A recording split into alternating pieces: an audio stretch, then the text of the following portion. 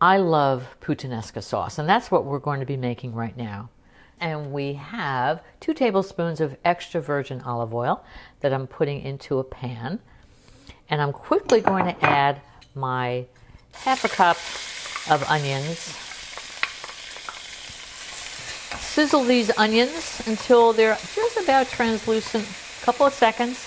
And as that's happening, I'm going to tell you how Puttanesca came into my life. I was married to an Italian gentleman, and he brought Puttanesca to our first meal, something that he had created. And I absolutely fell in love with it. And what he told me was that, as urban legend has it, this is the dish that the Puttans would make in Italy. A quick dish, although I don't find it to be quick, but it's a dish that they would quickly put together between clients, gentlemen that they were serving.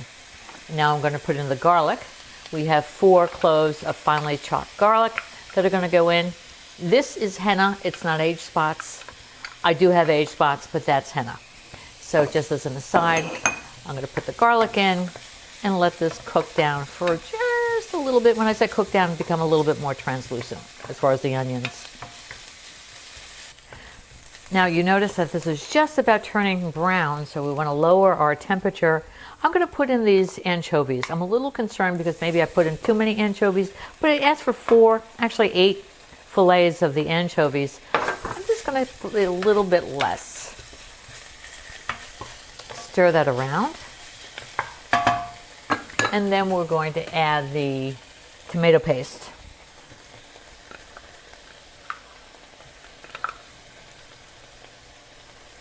The hardest part about making Puttanesca is cutting everything up.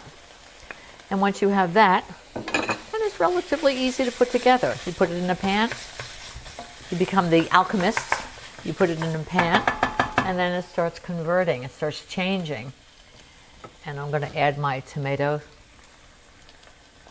This is my diced tomatoes.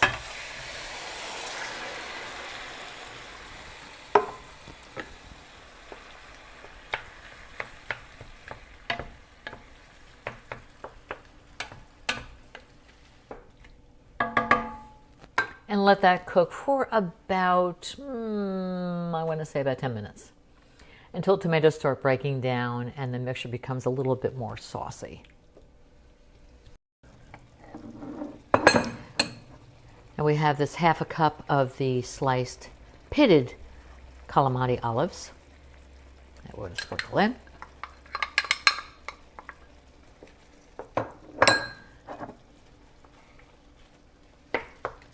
Quarter cup of capers. If you don't use anchovies because you're a vegetarian, you can substitute with a little bit more salt, because anchovies add a salty flavor, and if you're not doing fish, that would be another option. Here's some red pepper flakes I'm going to be adding to spice it up a little bit. This is an option.